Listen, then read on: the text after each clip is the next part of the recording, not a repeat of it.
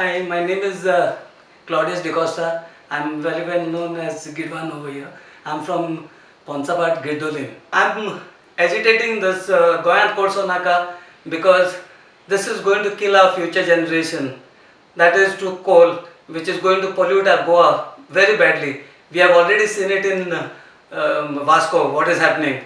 And so we'll experience much more, 10 times than that, I feel.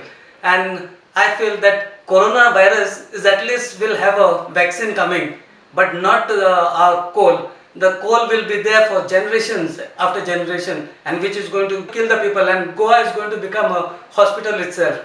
The Goa will be a hospital of patients. That's what. And that is why we are agitating on this, and I am totally against it. And even on the felling, which is done in Molam, 43,000 trees, I believe, which is going to spoil the oxygen what we get, the natural oxygen what we get, and with this coal and everything, we are going to get acid rain. That's it. Thank you.